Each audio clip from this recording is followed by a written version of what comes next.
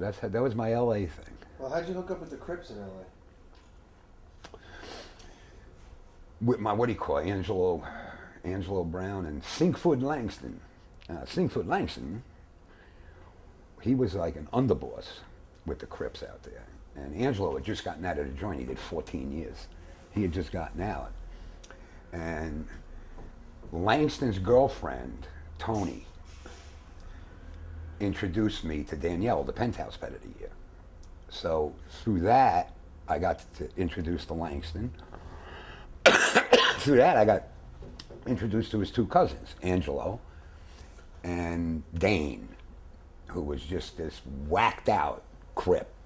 I mean, just a whacked out Crip. He was like, if you watch Colors, he was like that, the kid, not High Top, but the other one.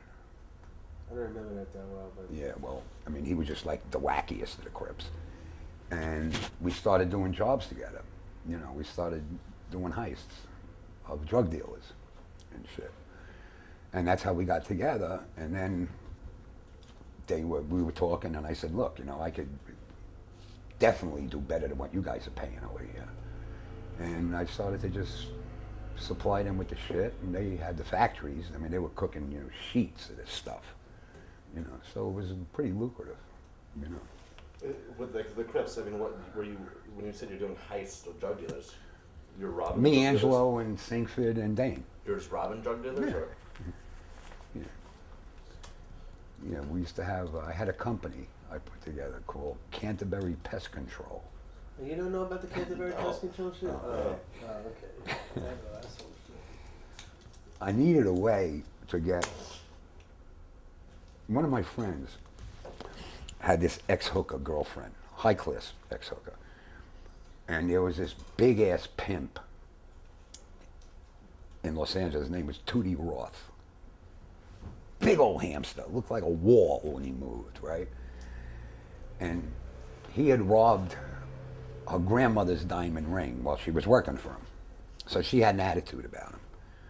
So, you know, we're talking one night, and I'm telling her, I said, Joanne, you know, what about this guy? Well, and she's telling me everything. He lived in a mansion in Bel Air, right? But he didn't own it, he rented it.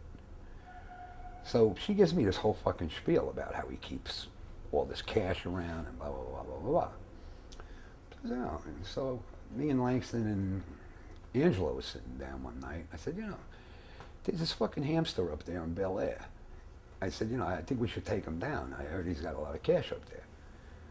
So he said, yeah, you know, we're down, you know, blah, blah, blah.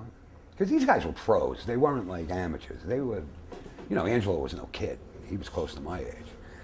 And I had to figure out a way to do this. So I said, aha. And I put this bogus company together. I mean, no papers or nothing. We robbed a van, and we painted it, and I put the sign on it, the magnetic sign. It said Canterbury Pest Control, all right?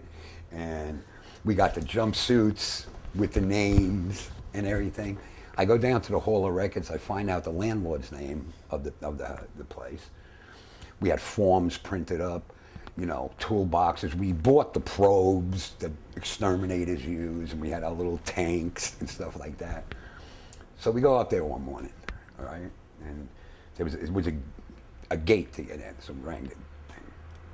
Yo, who at? I said, Canterbury Pest Control, we have to come in and do a termite inspection.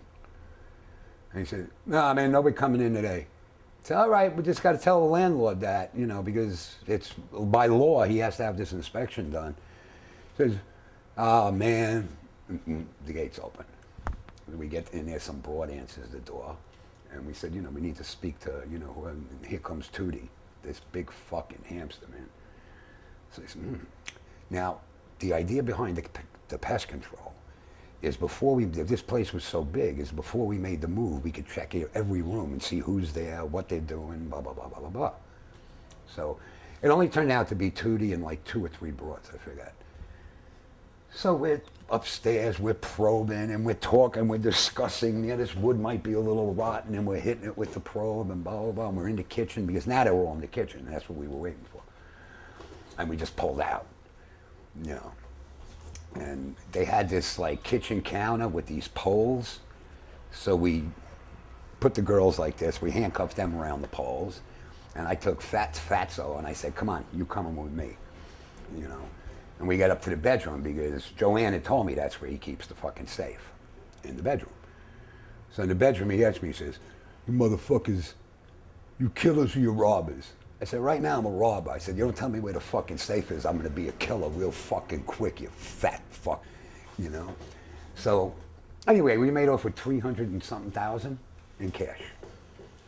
And we did it twice, but the third time we did it, we fucked up. It was a legitimate guy, and they had it all over ABC News, so we had to torch the fucking van. We had to get rid of everything we had.